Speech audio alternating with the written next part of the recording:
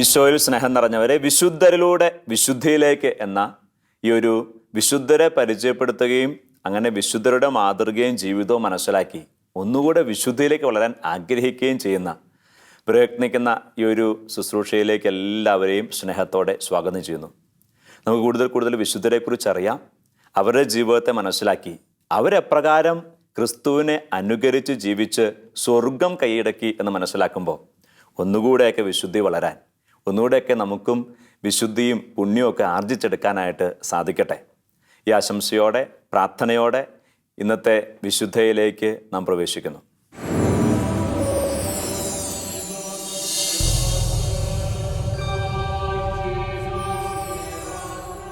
ഇന്നേ ദിവസം നാം കാണുക സിസിലിയിലെ വിശുദ്ധ അഗാത്ത പുണ്യവതിയാണ്. ആദ്യ നൂറ്റാണ്ടുകളിൽ തന്നെ ഒരു വലിയ ധീര രക്തസാക്ഷിയായിട്ടുള്ള വിശുദ്ധയാണ് ഈ വിശുദ്ധ അഗാത്ത പുണ്യവതി. ആദ്യ നൂറ്റാണ്ടുകളിൽ തന്നെ ഒത്തിരി പ്രശസ്തമാണ് ഈ വിശുദ്ധയുടെ ജീവിതവും വിശുദ്ധയുടെ രക്തസാക്ഷിത്വവും. ഈ വിശുദ്ധയെ കുറിച്ച് പറയുവാണെങ്കിൽ ഈശോയോട് ചേർന്നിരിക്കാൻ, പരിപൂർണമായിട്ട് ഈശോയോട് ചേർന്നിരിക്കാനുള്ള ആഗ്രഹത്തെ പ്രതി മറ്റെല്ലാം മാറ്റിവെച്ചവളാണ് അവൾ.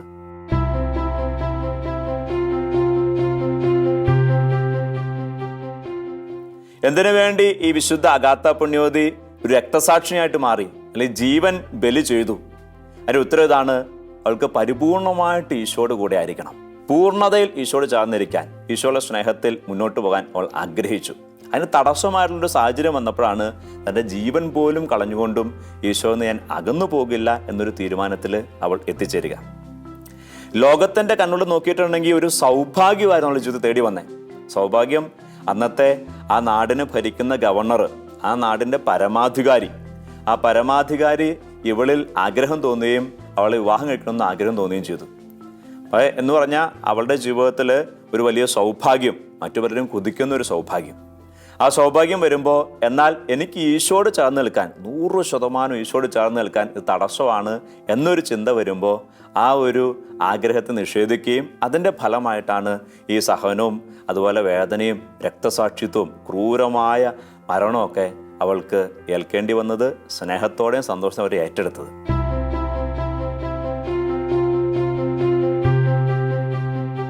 എന്തിനു വേണ്ടി ഇത്രയും ഒരു ക്രൂരമായ മരണം അല്ലെങ്കിൽ സഹനം ഈ പറഞ്ഞ ഈ ഒരു കാര്യത്തിന് വേണ്ടി അവൾ ഏറ്റെടുത്തു എന്ന് മനസ്സിലാക്കണമെങ്കിൽ, പ്രിയപ്പെട്ടവരെ, നമുക്ക് ചില സ്വർഗീയ രഹസ്യങ്ങൾ മനസ്സിലാക്കാൻ പറ്റണം. ഈശോ നമുക്ക് ഈ ലോകത്ത് നൽകിയ ഒരു പ്രധാനപ്പെട്ട സ്വർഗീയ രഹസ്യം എന്താണെന്നറിയോ? അത് സഹനത്തിലൂടെയും വേദനയിലൂടെയും രക്ഷ കൊണ്ടുവരാൻ പറ്റും എന്നുള്ളതാണ്. നമ്മുടെ ലോകത്തിൻ്റെ കാഴ്ചപ്പാട് അല്ലെങ്കിൽ നമ്മുടെ അനുഭവം ആയിക്കോട്ടെ, നമ്മുടെ ബുദ്ധി ആയിക്കോട്ടെ, നമുക്ക് എന്താ പറഞ്ഞു തരിക? സഹനം കൊണ്ട് വലിയ ഗുണമൊന്നുമില്ല, അല്ലെങ്കിൽ വേദന കൊണ്ട് എന്താ ഗുണം? വേദന മാറിപ്പോവുക എന്നുള്ളതാണ് ശരിക്കും പറഞ്ഞാൽ വേണ്ടത്. പക്ഷേ ഈശോ പഠിപ്പിച്ച കാര്യം ഇതാണ്: ചില വേദനകൾ, അത് ദൈവത്തോട് ചേർന്ന് നിൽക്കുന്ന, സ്വർഗത്തോട് ചേർത്ത് നിർത്തപ്പെടുന്ന ചില വേദനകൾ അത് രക്ഷയായിട്ട് മാറും. ഈശോയുടെ ജീവിതം അങ്ങനെ തന്നെയായിരുന്നല്ലോ. ഈശോ എങ്ങനെ ലോകത്തെ രക്ഷിച്ചത്? കുരിശുമേ തൂങ്ങി മരിച്ചുകൊണ്ടാണ്, ചമ്മട്ടി അടി ഏറ്റെടുത്തുകൊണ്ടാണ്, മുൾമുടി ധരിച്ചുകൊണ്ടാണ്. അപ്പോൾ സാധാ കണ്ടോട് നോക്കുവാണെങ്കിൽ ഇങ്ങനെ ഒരാൾ കുരിശിൽ കിടന്ന് മരിച്ചുകൊണ്ട് എന്തെങ്കിലും ഗുണമുണ്ടോ? ഒരു ഗുണവുമില്ല. ഇത്ര ക്രൂരമായിട്ട് വധിക്കപ്പെട്ട എന്തെങ്കിലും ഗുണമുണ്ടോ? ഒരു ഗുണവുമില്ല. തകർച്ചയാണത്, നാശമാണത്. പക്ഷേ ദൈവപിതാവിനോട് ചേർന്ന് മനുഷ്യൻ്റെ രക്ഷയ്ക്ക് വേണ്ടി ഈ പറഞ്ഞ കുരിശുമരണവും സഹനവും കാഴ്ചവെച്ചപ്പോൾ അത് രക്ഷാകരമായിട്ട് മാറി. അതാണ് ഈശോ നമ്മൾ പഠിപ്പിക്കുന്നത് വലിയൊരു സ്വർഗീയ രഹസ്യം. അപ്പോൾ അങ്ങനെയെങ്കിൽ നമ്മളുടെ കയ്യിലിരിപ്പോണ്ട് വരുന്ന സഹനമല്ല, മറിച്ച് ദൈവത്തോട് ചേർന്ന് നിൽക്കാൻ വേണ്ടി, അല്ലെങ്കിൽ ദൈവത്തോട് ചേർന്ന് നിൽക്കുന്നതിൻ്റെ ഭാഗമായിട്ട് നമ്മുടെ ജീവിതത്തിൽ ഉണ്ടാകുന്ന സഹനങ്ങൾ, അല്ലെങ്കിൽ ചില സഹനങ്ങൾ സ്വാഭാവികമായിട്ട് വരുന്നതാണെങ്കിൽ പോലും നമ്മൾ ദൈവത്തോട് ചേർത്ത് വെച്ച് നമ്മൾ സമർപ്പിക്കുകയാണെങ്കിൽ, അങ്ങനെ ദൈവത്തോട് ചേർത്ത് വെച്ച് ദൈവനാമത്തെ പ്രതി ഏറ്റെടുക്കുന്ന സഹനങ്ങൾ രക്ഷാകരമായി തീരും, അല്ലെങ്കിൽ മഹത്വമായി തീരും എന്നുള്ളതാണ് ഈശോ പഠിപ്പിച്ച വലിയ സ്വർഗീയ രഹസ്യം. ഈ രഹസ്യം മനസ്സിലാക്കുന്നവർക്ക് ഈ ജീവിതത്തിൻ്റെ വില മനസ്സിലാക്കാനായിട്ട് സാധിക്കുകയുള്ളൂ. ദൈവത്തിൻ്റെ വചനം നമ്മെ പഠിപ്പിക്കുകയാണ്. 1 പത്രോസ് 4:13-14 വാക്യങ്ങൾ: ക്രിസ്തുവിൻ്റെ പീഡകളിൽ നിങ്ങൾ പങ്കുകാരാകുന്നതിൽ ആഹ്ലാദിക്കുവിൻ, അവൻ്റെ മഹത്വം വെളിപ്പെടുമ്പോൾ നിങ്ങൾ അത്യധികം ആഹ്ലാദിക്കും. നോക്കിക്കേ, ഇപ്പോൾ ദൈവത്തിൻ്റെ വചനം കൃത്യതയോടെ പറയുവാണ്, ക്രിസ്തുവിൻ്റെ പീഡകളിൽ പങ്കുകാരാൻ പറ്റുന്നുണ്ടോ എന്ന് പറഞ്ഞാൽ ഈശോയെ പ്രതി സഹിക്കാൻ, ഈശോ നാമത്തെ പ്രതി സഹിക്കാൻ, അല്ലെങ്കിൽ ഈശോയോട് ചേർന്ന് നിൽക്കുന്നതിൻ്റെ ഭാഗമായിട്ട് സഹിക്കാൻ പറ്റുന്നുണ്ടോ? അങ്ങനെയെങ്കിൽ സന്തോഷിക്കാനാണ് പറയുന്നത്. എന്താ സന്തോഷ കാരണം? സഹനത്തിൽ തന്നെ ദുഃഖമാണ്, തകർച്ചയാണ്. അതുകൊണ്ടല്ല കാരണം. കാരണം എന്താണ്? ഈ സഹനത്തെ മഹത്വമാക്കി മാറ്റാൻ പറ്റുന്ന ഒരു ദൈവം നമുക്കുണ്ട്. വീണ്ടും അടുത്ത വചനം 14-ാമത്തെ വാക്യം, ക്രിസ്തുവിൻ്റെ നാമനിമിത്തം നിന്ദിക്കപ്പെട്ടാൽ നിങ്ങൾ ഭാഗ്യവാന്മാർ, എന്തെന്നാൽ മഹത്വത്തിൻ്റെ ആത്മാവ്, പരിശുദ്ധാത്മാവ്, ദൈവാത്മാവ് നിങ്ങളിൽ വസിക്കുന്നു. വീണ്ടും 1 പത്രോസ് 4:16 വചനം പറയാണ്, ക്രിസ്ത്യാനി എന്ന നിലയിലാണ് ഒരുവൻ പീഡ സഹിക്കുന്നതെങ്കിൽ അതിൽ അവൻ ലജ്ജിക്കാതിരിക്കട്ടെ, പിന്നെയോ ക്രിസ്ത്യാനി എന്ന നാമത്തിൽ അഭിമാനിച്ചുകൊണ്ട് അവൻ ദൈവത്തെ മഹത്വപ്പെടുത്തട്ടെ. ഇപ്പോൾ ക്രിസ്ത്യാനി നാമത്തെ പ്രതി അല്ലെങ്കിൽ ക്രിസ്തുവിനോട് ചേർന്ന് നിൽക്കുന്നതിനെ പ്രതി പീഡ സഹിക്കുവാണെങ്കിൽ, അങ്ങനെ സഹിക്കേണ്ടി വരുവാണെങ്കിൽ അത് അനുഗ്രഹമാണ്. പ്രിയപ്പെട്ടവരെ, ഈ ഒരു ചിന്ത നമ്മുടെ ജീവിതത്തിലേക്ക് നമുക്ക് ആദ്യമേ സ്വീകരിക്കാം. ഈ വിശുദ്ധയുടെ ജീവിതം, ഈ അഗാത്ത പുണ്യയുടെ ജീവിതം നമ്മെ പഠിപ്പിക്കുന്നതാണ്. യേശുക്രിസ്തുവിനോട് ചേർന്ന് ഏറ്റെടുക്കപ്പെടുന്ന ഓരോ സഹനവും വേദനയും അത് രക്ഷയായിട്ട്, മഹത്വമായിട്ട് മാറും.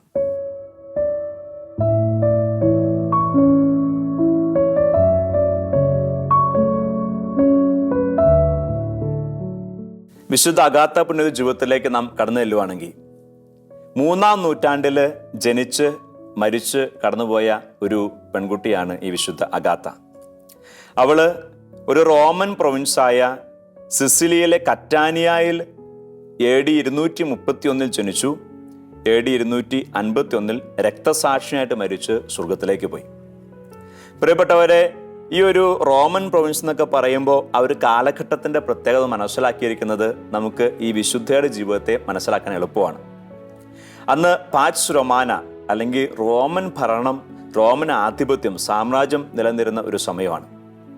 എന്ന് പറഞ്ഞിട്ടുണ്ടെങ്കിൽ നമുക്കറിയാലോ, ഈശോ ജനിച്ച് ജീവിച്ച് മരിച്ചുയർത്തെഴുന്നേറ്റ് പോകുമ്പോഴും അവിടെ റോമൻ ഭരണമായിരുന്നു.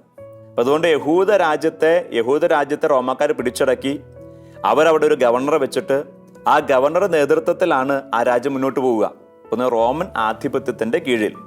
പക്ഷെ എന്നാൽ ആ പ്രവിശ്യയുടെ ഒരു രാജാവിനെ പോലെ എല്ലാ കാര്യം നിയന്ത്രിക്കാനും ആജ്ഞാപിക്കാനും കാര്യങ്ങൾ നടത്താനും ഒക്കെ ഒരു ഗവർണറെ അവിടെ നിയോഗിച്ചിട്ടുണ്ട്. അങ്ങനെയുള്ള ഗവർണറായിരുന്നു പീലാത്തോസ്. അപ്പോൾ അതുകൊണ്ടാണ് പീലാത്തോസ് ശിക്ഷ വിധിക്കുന്നത്. പീലാത്തോസ് രാജാവിനെ പോലെ അധികാരമുണ്ട്, പക്ഷേ ഈ പീലാത്തോസിന് മുകളിൽ ഒരു റോമൻ ചക്രവർത്തി ഉണ്ട് എന്ന് മാത്രം. അപ്പോൾ ഈ പറഞ്ഞ പോലെ അതുപോലുള്ളൊരു റോമൻ സാമ്രാജ്യത്തിൻ്റെ ഭാഗമായിട്ടാണ് അന്നത്തെ ഈ സിസിലിയ എന്ന് പറയുന്ന, അതായത് ഇന്ന് ഇറ്റലിയുടെയൊക്കെ ഒരു ഭാഗമായിട്ട് വരും, അങ്ങനെ ആ ഒരു പ്രൊവിൻസ് ഉള്ളുക. ആ ഒരു പ്രൊവിൻസിൻ്റെ, റോമൻ പ്രൊവിൻസിൻ്റെ ഒരു പ്രദേശമാണ് കറ്റാനിയ. ഈ കറ്റാനിയയിൽ ഒരു കുലീന കുടുംബത്തിൽ, ഒരു സമ്പന്നയും കുലീനവുമായിട്ടുള്ള എന്ന് പറഞ്ഞാൽ രാജകുടുംബമായിട്ടും പ്രഭു കുടുംബമൊക്കെ ബന്ധമുള്ള ഒരു കുടുംബത്തിലാണ് ഈ വിശുദ്ധ അഗാത്ത പുണ്യവതി ജനിക്കുക. അഗാത്ത പുണ്യവതി ജനിച്ച് അവള് എപ്രകാരം വളർത്തപ്പെട്ടു വന്നത്, അല്ലെങ്കിൽ എപ്രകാരമാണ് ഈശോയെ അറിഞ്ഞതെന്നുള്ളതും നമുക്ക് വലിയ വിവരമൊന്നുമില്ല. പക്ഷെ എന്നാലും അവൾ ഈശോയെ അറിഞ്ഞു എന്നും ഈശോയോട് ചേർന്ന് ജീവിക്കാൻ തീരുമാനിച്ചു എന്നുമാണ് നമുക്ക് മനസ്സിലാക്കാൻ പറ്റുക. അപ്പം അങ്ങനെ ഈശോയോട് ചേർന്ന് ജീവിക്കുന്നു. ഈശോയോട് ഉള്ള വലിയ സ്നേഹത്തെ പ്രതി അവൾ ഇപ്രകാരം തീരുമാനമെടുത്തു, ഞാൻ എൻ്റെ ജീവിതത്തിൽ ഒരു വിവാഹം കഴിക്കുന്നില്ല, മറിച്ച് എനിക്ക് ഈശോ ഉള്ള സ്നേഹത്താന്നറിയണം. ഈശോ ആണ് എൻ്റെ മണവാളൻ. അപ്പോൾ ഞാൻ എൻ്റെ ഒരു സ്നേഹത്തെ മറ്റൊരു വ്യക്തിയുമായിട്ടും പങ്കുവെച്ച് നൽകാതെ ഈശോയെ പൂർണ്ണമായിട്ട് സ്നേഹിച്ച് എനിക്ക് മുന്നോട്ട് പോകണം. അങ്ങനെ ഒരു തീരുമാനം ഇവൾ സ്വയം എടുക്കുവാണ്. അങ്ങനെ തൻ്റെ കന്യാത്വം അവൾ ഈശോയ്ക്ക് നേർന്ന് മുന്നോട്ട് പോകുന്നു. അങ്ങനെ മുന്നോട്ട് പോയ ഈ അഗാത്ത പുണ്യവതി, എന്നാൽ അവൾ യുവത്വത്തിലേക്ക് എത്തുമ്പോൾ അവളുടെ വലിയ സൗന്ദര്യം കണ്ടിട്ട് ആ റോമൻ പ്രൊവിൻസിൻ്റെ ഗവർണർ ആയിട്ടുള്ള ക്വിൻറ്റിയാനൂസിന് ഇവളിൽ ഒരു ആഗ്രഹം തോന്നുവാണ്. ഒരു തെറ്റായ അഭിലാഷമൊന്നും അല്ല കേട്ടോ, മറിച്ച് അവന് ഇവളെ വിവാഹം കഴിക്കണം, വിവാഹം കഴിച്ചിട്ട് ഇവളോടൊത്ത് ജീവിക്കണം, അങ്ങനെ ഒരു ആഗ്രഹം. പക്ഷേ അഗാത്ത പുണ്യവതി, ക്രിസ്ത്യാനി അഗാത്ത പുണ്യവതി, അവൾ നേരത്തെ തീരുമാനിച്ചിരുന്നു, ഈശോയോടല്ലാണ്ട് മറ്റൊരു വ്യക്തിയുമായിട്ട് എനിക്ക് എൻ്റെ സ്നേഹം പങ്കുവെക്കാൻ പറ്റില്ല. അങ്ങനെ ഒരു തീരുമാനത്തിൽ കന്യാവൃതം നേർന്നിരിക്കുന്ന, അങ്ങനെ നേരാനുള്ള പ്രചോദനം പരിശുദ്ധാത്മ നൽകിയതുകൊണ്ട് അതൊരു വ്രതമായിട്ട് സ്വീകരിച്ചിരിക്കുന്ന അഗാത്ത പുണ്യവതി ഈ ക്വിൻറ്റിയാനൂസിൻ്റെ സ്നേഹ അഭ്യർത്ഥന നിരസിച്ചു. ക്വിൻറ്റിയാനൂസ് ഒരു ക്രിസ്ത്യാനിയല്ല, മറിച്ച് ഒരു പേഗൻ വിശ്വാസത്തിൽപ്പെടുന്ന ഒരു വ്യക്തിയാണ്. അപ്പോൾ ഇദ്ദേഹം പല പ്രാവശ്യം മാതാപിതാക്കന്മാരിലൂടെയും മറ്റു പലരുടെയും ഇവളുടെ അടുത്ത് തൻ്റെ ആഗ്രഹം പ്രകടിപ്പിക്കുന്നുണ്ട്, ഒത്തിരി സമ്മാനങ്ങൾ വാഗ്ദാനം ചെയ്യുന്നുണ്ട്. അതുകൊണ്ടാണ് ആദ്യം പറഞ്ഞത്, അവളെ സംബന്ധിച്ചിടത്തോളം ലോകത്തിൻ്റെ കണ്ണിൽ വലിയ സൗഭാഗ്യകരമായിട്ടുള്ളൊരു അവസരം വരിക. രാജാവിനെ പോലെ ആ പ്രവിശ്യയെ ഭരിക്കുന്ന റോമൻ ഗവർണറാണ് ഇവളെ വിവാഹം കഴിക്കാനായിട്ട് ആഗ്രഹിക്കുക. ഒരുപക്ഷെ ആ കാലഘട്ടത്തിൽ ഒത്തിരി പെൺകുട്ടികൾ ആഗ്രഹിച്ചിരുന്ന കാര്യമായിരിക്കാം. പക്ഷെ അവളുടെ കണ്ണിൽ കർത്താവുമായിട്ടുള്ള പരിപൂർണ സ്നേഹത്തിൽ ജീവിക്കുന്നതിന്, ഈശോയോട് ഒട്ടിച്ചേർന്ന് ജീവിക്കുന്നതിന് അത് തടസ്സമായിട്ട് അവൾ കണ്ടു. അപ്പോൾ അവൾ സ്നേഹത്തോടെ തന്നെ ഈ വിവാഹാഭ്യർത്ഥന നിരസിക്കുകയാണ്. അങ്ങനെ പല പ്രാവശ്യം അഭ്യർത്ഥിച്ചു, അത് നിരസിച്ചു. എന്തായാലും കിൻഡിയാനൂസ് ഒരു കാര്യം മനസ്സിലായി, ഇവൾ സന്മനസ്സോടുകൂടെ സമ്മതിക്കാൻ തയ്യാറല്ല. അപ്പോൾ അവനാണെങ്കിൽ വിട്ടുകൊടുക്കാൻ മനസ്സില്ലാത്തത് കൊണ്ട് ഒരു വളഞ്ഞ വഴിയിലൂടെ ഇവളെ സ്വീകരിക്കാനായിട്ട് പരിശ്രമിക്കുകയാണ്. അങ്ങനെ എടുത്ത വളഞ്ഞ വഴി അതിതാണ്. ഇവൻ തീരുമാനിക്കുവാണ്, ഒരു ക്രിസ്ത്യാനി എന്ന രീതിയിൽ ഈ പെൺകുട്ടിയെ വിചാരണ ചെയ്യാം. അപ്പോൾ ആ കാലഘട്ടത്തിൻ്റെ ആ ഭരണ സംഹിത ഒന്നുകൂടെ മനസ്സിലാക്കണം. ഇന്നത്തെ പോലെ പോലീസ്, കോടതി അങ്ങനെയുള്ള വ്യത്യാസങ്ങളൊന്നുമില്ല. മറിച്ച് നിയമം ഉണ്ടാക്കുന്നതും നിയമം നടപ്പാക്കുന്നതും ശിക്ഷ വിധിക്കുന്നതും എല്ലാം ഈ ഗവർണറാണ് പരമാധികാരി. അപ്പോൾ കിൻഡിയാനൂസ് ഇവൾ ക്രിസ്ത്യാനിയാണ് എന്ന രീതിയിൽ ഇവളെ അറസ്റ്റ് ചെയ്തു. അറസ്റ്റ് ചെയ്യുമ്പോൾ ആരുടെ അടുത്ത് കൊണ്ടുവരുന്നത് കിൻഡിയാനൂസിൻ്റെ അടുത്ത് തന്നെയാണ്. അപ്പോൾ തൻ്റെ മുമ്പിൽ വരുമ്പോൾ ഇവളെ ക്രിസ്ത്യാനികൾക്ക്, അന്ന് ഡേഷ്യസ് ചക്രവർത്തിയുടെ കാലഘട്ടത്തിൽ മതപീഡനം വളരെ സമർത്ഥമായിട്ട് നടക്കുന്ന സമയമാണ്. എന്ന് പറഞ്ഞു ക്രിസ്ത്യാനി എന്ന് പറഞ്ഞ് പിടിക്കപ്പെട്ടിട്ടുണ്ടെങ്കിൽ ആ ഗവർണർക്ക് വേണമെങ്കിൽ വധിക്കാൻ, തലവെട്ടിക്കലും ഉത്തരവിടാം. ഏത് രീതിയിലുള്ള പീഡനങ്ങളും അത് ചെയ്യാനുള്ള സകല അധികാരവും റോമൻ ഭരണകൂടം ഈ ഗവർണർമാർക്ക് നൽകിയിട്ടുണ്ട്. അപ്പോൾ ആ അധികാരമെല്ലാം കിൻഡിയാനൂസിനുണ്ട്. അപ്പോൾ അങ്ങനെയുള്ള ഗവർണറാണ് ഇവളെ വിളിക്കുക. ഇവളെ വിളിച്ചിട്ട് ഈ ഗവർണർക്ക് ഇവളുടെ മതം മാറ്റണമെന്ന് നിർബന്ധമൊന്നുമില്ല, ഇവളെ ശിക്ഷിക്കണമെന്നോ കൊല്ലണമെന്നുള്ള ആഗ്രഹവുമില്ല.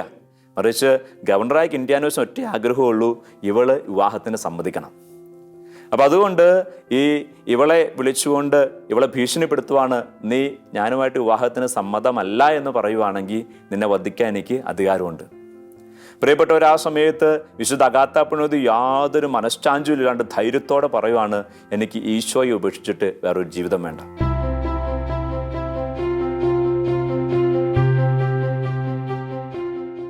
ഒരേ ആവശ്യം തന്നെ കിൻഡിയാനൂസ് ഇവളുടെ മുന്നിൽ നിരത്തുവാണ്. ഇവളെ ജയിലിൽ അടയ്ക്കുന്നുണ്ട്. വേണമെങ്കിൽ ആദ്യത്തെ പ്രാവശ്യം വരുമ്പോൾ തന്നെ ഇവളെ വധിക്കാം. പക്ഷെ ഇവളെ വധിക്കാൻ ആഗ്രഹമില്ല, മറിച്ച് ഇവളുടെ മനസ്സ് മാറ്റിയെടുക്കാൻ ഗവർണർ നോക്കുക. അങ്ങനെ പല പ്രാവശ്യം മർദ്ദനമുറകൾ, ഭീഷണിപ്പെടുത്തലുകളൊക്കെ ഇവളുടെ അടുത്ത് പയറ്റി നോക്കി. പക്ഷെ എന്നിട്ടും ഇവൾ മനസ്സ് മാറ്റുന്നില്ല. അവസാനം ഇവളെ തൻ്റെ ഇംഗിതത്തിന് കൊണ്ടുവരാൻ വേണ്ടി ഒരു വേശ്യാലയം നടത്തുന്ന ഒരു സ്ത്രീയുടെ കൂടെ ഈ അഗാത്ത പുണ്യവതിയെ അയക്കുവാണ്. അപ്പോൾ ആ സ്ത്രീ ഇവളുടെ മനസ്സ് മാറ്റിയെടുക്കും എന്നുള്ള രീതിയിലാണ് അല്പം ദുഷ്ടയായ, ദുർനടത്തമുള്ള ഒരു സ്ത്രീയുടെ കൂടെ ഈ പറഞ്ഞ ഗവർണർ ഈ അഗാത്ത പുണ്യവതിയെ അയക്കുക. പക്ഷെ എന്നിട്ടും അവൾ മനസ്സ് മാറ്റുന്നില്ല. എന്ന് മാത്രമല്ല, അവളുടെ വിശുദ്ധിയിൽ ഒരു ചെറിയ തോതിലെങ്കിലും ഒരു പോറലേൽപ്പിക്കാനായിട്ട് ഈ പറഞ്ഞ സ്ത്രീക്ക് സാധിക്കുന്നുമില്ല. അപ്പം അങ്ങനെ തിരിച്ച് വീണ്ടും ഗവർണറുടെ അടുത്തെത്തുമ്പോൾ കുറേ നാൾ പരിശ്രമിച്ചു, നല്ല രീതിയിൽ ചോദിച്ചു, ഭീഷണിപ്പെടുത്തി ചോദിച്ചു. ഇങ്ങനെയൊക്കെ ചോദിച്ചിട്ട് ഇവൾ സമ്മതിക്കാണ്ട് വരുമ്പോൾ പിന്നെ ഈ ഇഷ്ടം ഒരു വിരോധമായിട്ടും വെറുപ്പായിട്ടും ക്രൂരതയായിട്ടും മാറുന്നതാണ് നാം കാണുക. പിന്നീട് അഗാത്ത പുണ്യവതിയെ അതിക്രൂരമായിട്ട് പീഡിപ്പിച്ച് കൊലക്കളത്തിലേക്ക് തള്ളിവിടുന്നതാണ് നാം കാണുക.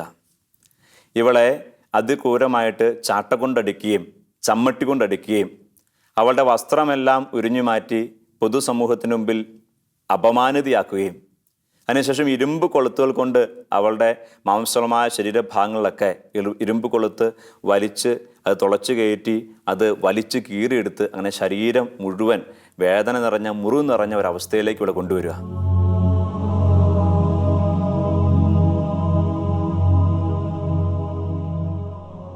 ഇനി അതിലും പോരായിട്ട് പടയാളികളും ഈ ഗവർണറും ഇവളോടുള്ള ഒടുങ്ങാത്ത കലി അത് ശമിപ്പിക്കാൻ വേണ്ടി ഇവളുടെ മുറിവുകളിൽ എണ്ണയൊഴിച്ച് തിരിയിട്ട് കത്തിക്കുന്ന രീതിയിൽ പോലും ഈ പെൺകുട്ടിയെ പീഡിപ്പിക്കുകയാണ്. അതിനിടയിൽ ഇപ്രകാരം ഒരു ഐതിഹ്യം എന്ന വണ്ണം ഈ അഗാത്ത പുണ്യവതി വെച്ച് പറഞ്ഞു കേൾക്കുന്നുണ്ട്.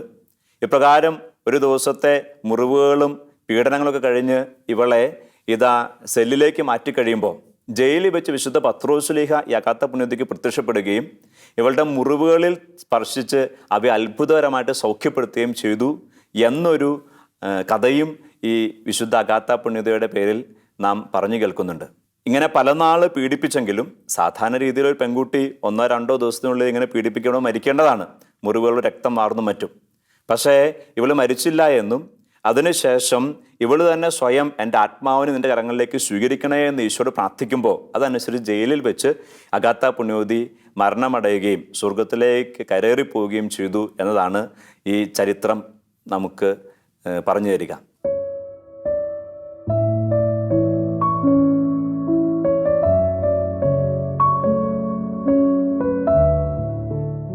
പ്രിയപ്പെട്ടവരെ, ഈ അഗാത്ത പുണ്യവതിയുടെ ജീവിതം മുന്നിൽ വെച്ചിട്ട് ക്രിസ്തീയ പരിപൂർണതയിലേക്ക് വളരാൻ വേണ്ടി കർത്താവ് നമ്മെ വിളിക്കുക. വേണമെങ്കിൽ അഗാത്ത പുണ്യവതിക്ക് അല്പമൊക്കെ കോംപ്രമൈസ് ചെയ്യാമായിരുന്നു. അഗാത്ത പുണ്യവതി പറയുവാണ്, എനിക്ക് ക്രിസ്തുവിനെ ആരാധിച്ച് ജീവിക്കണം, കുഴപ്പമൊന്നുമില്ല, നിൻ്റെ കൂടെ അഡ്ജസ്റ്റ് ചെയ്ത് ജീവിക്കാം എന്ന് പറയുവാണെങ്കിൽ വേണമെങ്കിൽ സുഖമായിട്ട് അവൾക്ക് മുന്നോട്ട് പോകാമായിരുന്നു. പക്ഷേ ദൈവം അല്ലെങ്കിൽ പരിശുദ്ധാത്മ അവളുടെ ഉള്ളിൽ തോന്നിച്ച ചില പ്രചോദനം, ആ പ്രചോദനം എന്താ? ഈശോയുടേത് മാത്രമായിട്ട് ജീവിക്കണം, പരിപൂർണമായ ഈശോയുടെ കൂടെ ജീവിക്കണം. വേണമെങ്കിൽ ഈ പേഗൻ വിശ്വാസമുള്ള ആ ഗവർണറെ ഭർത്താവായിട്ട് സ്വീകരിച്ചുകൊണ്ട് തന്നെ ഇവൾക്ക് വേണ്ടി മുന്നോട്ട് പോകാം, ഉള്ളിൽ പ്രാർത്ഥിച്ച് മുന്നോട്ട് പോകാം, അല്ലെങ്കിൽ ഹൃദയത്തിൽ ഞാൻ ഈശോയെ ആരാധിക്കുന്നത് എന്നൊക്കെ പറഞ്ഞ് മുന്നോട്ട് പോകാം. പക്ഷെ അങ്ങനെയുള്ളൊരു കോംപ്രമൈസുകൾക്കൊന്നും തയ്യാറാകാതെ പരിപൂർണമായിട്ട് ഈശോയോട് ചേർന്ന് നിൽക്കാനായിട്ട് അവൾ തീരുമാനിച്ചു. അവളുടെ ആ തീരുമാനം സ്വർഗം സാക്ഷ്യപ്പെടുത്തിക്കൊണ്ടാണ് അവളെ ഒരു വലിയ വിശുദ്ധിയാക്കി മാറ്റുക. അവളുടെ കുഴിമാടത്തിന്മേൽ വലിയ ഒരു ദേവാലയം സ്ഥാപിക്കപ്പെടുകയും അവളുടെ കുഴിമാടത്തിൽ പോയി പ്രാർത്ഥിക്കുന്ന അനേകർക്ക് പിന്നീട് വലിയ സൗഖ്യവും രക്ഷയൊക്കെ ഉണ്ടാവുകയും അങ്ങനെ അനേകം പേര് ഈ വിശുദ്ധ അഗാത്തയുടെ പേരിൽ പ്രാർത്ഥിക്കുകയും ചെയ്യുന്ന ഒരു കാലഘട്ടമാണ് പിന്നീട് കാണുക. അങ്ങനെ ആദിമ നൂറ്റാണ്ട് മുതൽ സഭയിലെ പ്രസിദ്ധിയായിട്ട് രക്തസാക്ഷിയായിട്ട് ഈ വിശുദ്ധ അഗാത്ത പുണ്യവതി മാറുന്നു. കത്താനിയ, മാൾട്ട, സാൻ മരീനോ തുടങ്ങി 7 സ്ഥലങ്ങളുടെ പ്രത്യേകമായ സ്വർഗീയ മധ്യസ്ഥയും കാവൽക്കാരെയുമായിട്ട് സഭ ഈ വിശുദ്ധി അംഗീകരിക്കുന്നു. അതുപോലെ തന്നെ breast cancer patients, rape victims, രക്തസാക്ഷിണികൾ, നഴ്സുമാർ തുടങ്ങിയ പല വിഭാഗക്കാരുടെയും സ്വർഗീയ മധ്യസ്ഥയായിട്ട് സഭ ഈ പുണ്യതയെ തന്നെയാണ് കാണുകയും അംഗീകരിക്കുകയും ചെയ്തിരിക്കുക. അപ്പോൾ ഇത്രത്തോളം സഭ പ്രാധാന്യം കൊടുക്കുന്ന ഒരു വിശുദ്ധയായിട്ട് ഈ വിശുദ്ധ മാറി. പ്രിയപ്പെട്ടവരെ, ചെറു നാളിൽ തന്നെ ഈശോയ്ക്ക് വേണ്ടി തൻ്റെ ജീവിതത്തെയും തൻ്റെ സൗന്ദര്യത്തെയും തൻ്റെ ആഗ്രഹങ്ങളെയും തൻ്റെ സാധ്യതകളെല്ലാം കാഴ്ചവെച്ച് ഈ വിശുദ്ധ അഗാത്ത പുണ്യവതി സ്വർഗം കൈയടക്കിയതുപോലെ നമ്മുടെ ജീവിതത്തിൽ നമുക്ക് അല്പമെങ്കിലും ഈശോയ്ക്ക് വേണ്ടി തേങ്ങലെടുക്കാൻ വേണ്ടി പരിശ്രമിക്കാം. ചിലപ്പോൾ നമ്മുടെ ജീവിതത്തിൽ ചില എളുപ്പ വഴികൾ, ചിലപ്പോൾ ചില പാപത്തിൻ്റെ സുഖങ്ങൾ, അല്ലെങ്കിൽ അല്പം ഒന്ന് കോംപ്രമൈസ് ചെയ്തിട്ടുണ്ടെങ്കിൽ കുറച്ചുകൂടി നേട്ടം കൈവരിക്കാം, കുറച്ചുകൂടി സന്തോഷം ഉണ്ടാവും, കുറച്ചുകൂടി പണം ഉണ്ടാക്കാം എന്നൊക്കെയുള്ള സാഹചര്യം മുന്നോട്ട് വരുമ്പോൾ പ്രിയപ്പെട്ടവർ, ഇങ്ങനെയുള്ള രക്തസാക്ഷികളൊക്കെ നമ്മൾ ഓർക്കണം. ആ രക്തസാക്ഷികൾ അല്പം പോലും കോംപ്രമൈസ് ചെയ്യാണ്ട് പിടിച്ചു നിന്നതുകൊണ്ടാണ് അവർ സ്വർഗത്തിൽ വലിയ സൗഭാഗ്യമുള്ളവരായിട്ടും വിലയുള്ളവരായിട്ടും മാറിയത്. ഓർക്കുക, വിലയുള്ളത് കിട്ടണമെങ്കിൽ വില കൊടുക്കണം. നമുക്ക് വിശുദ്ധി, വിലയുള്ള വിശുദ്ധി കിട്ടണമെങ്കിൽ, സ്വർഗം കിട്ടണമെങ്കിൽ, സ്വർഗീയ സൗഭാഗ്യം കിട്ടണമെങ്കിൽ ഈ ലോകത്തിൽ നമ്മൾ വില കൊടുക്കാൻ തയ്യാറാണ്. എങ്ങനെ നമ്മൾ ഈ ലോകത്ത് വില കൊടുക്കുക? നമ്മൾ വില കൊടുക്കുന്നത് ഈ ലോകത്തിലെ സമയം കൊടുത്തുകൊണ്ട്, ഈ ലോകത്തിൽ നമ്മുടെ സുഖങ്ങൾ കൊടുത്തുകൊണ്ട്, ഈ ലോകത്ത് നമുക്ക് വിലപ്പെട്ടതായിട്ട് അല്ലെങ്കിൽ സൗഭാഗ്യമായിട്ട് കാര്യന്ന പലതും നമ്മൾ ഈശോയ്ക്ക് വേണ്ടി വേണ്ട എന്ന് വെച്ചുകൊണ്ട് വില കൊടുക്കുക. ഏറ്റവും വലിയ വില കൊടുക്കലാണ് സമയം കൊടുക്കുക എന്നുള്ളത്. പ്രിയപ്പെട്ടവരെ, ചിലപ്പോൾ എല്ലാ ദിവസവും ഒരു മണിക്കൂർ പ്രാർത്ഥനയ്ക്ക് വേണ്ടി മാറ്റിവെക്കണം എന്നൊരു തീരുമാനം നമ്മൾ എടുക്കുകയാണെങ്കിൽ നമുക്ക് അതിന് വില കൊടുക്കേണ്ടി വരും. ആ ഒരു സമയം, 1 മണിക്കൂർ സമയം വേണമെങ്കിൽ നമുക്ക് TV കണ്ടിരിക്കാം, പല പല റീൽസ് കണ്ടിരിക്കാം, അല്ലെങ്കിൽ നമുക്ക് ഇഷ്ടപ്പെട്ട ചിലരായിട്ട് ഫോൺ വിളിച്ചിരിക്കാം. അപ്പം അങ്ങനെയൊക്കെയുള്ള കുറച്ച് സുഖമുണ്ട്, കുറച്ച് ആയാസരഹിതമായിട്ടിരിക്കുന്നതിൻ്റെ ഒരു സന്തോഷം, ആനന്ദം. അത് വേണ്ടാന്ന് വെച്ചാലേ നമുക്ക് ഈശോയോട് ഇരിക്കാൻ പറ്റുള്ളൂ. എല്ലാ ദിവസവും നമ്മൾ വിശുദ്ധ കുർബാനയ്ക്ക് പോകണമെന്ന് വെച്ചിട്ടുണ്ടെങ്കിൽ ചിലപ്പോൾ ചിലർ പറയും അസാധ്യമാണ്, ജോലിയുണ്ട്. അസാധ്യമൊന്നുമില്ല, മറിച്ച് നമ്മൾ വില കൊടുക്കാൻ തയ്യാറാവുന്നില്ല എന്നുള്ളതുകൊണ്ടാണ്. അല്ലെങ്കിൽ ചിലപ്പോൾ ചില സാഹചര്യങ്ങൾ ചിലർ പറയാറുണ്ടല്ലോ, നമ്മൾ തന്നെ പറയാറുണ്ടല്ലോ, സാഹചര്യം അങ്ങനെ ആയതുകൊണ്ടാണ് ഞാൻ അങ്ങനെ ചെയ്തേ. സാഹചര്യം അങ്ങനെ ആയതുകൊണ്ടല്ല, മറിച്ച് നമ്മൾ വില കൊടുക്കാൻ തയ്യാറാകത്തോണ്ടാണ്. അപ്പോൾ അതുകൊണ്ട് ഇങ്ങനെയൊക്കെയുള്ള വിശുദ്ധർ നമ്മുടെ മുമ്പിൽ ചോദ്യചിഹ്നമായിട്ട് നിൽക്കുവാണ്. എന്താ ചോദ്യം എന്നറിയോ? നമ്മൾ വില കൊടുക്കാൻ തയ്യാറാണോ? ഈശോയ്ക്ക് വില കൊടുക്കാൻ തയ്യാറാണോ? സ്വർഗത്തിന് വില കൊടുക്കാൻ തയ്യാറാണോ? നമ്മൾ വില കൊടുത്ത വിലയുള്ളത് നമുക്ക് കിട്ടും.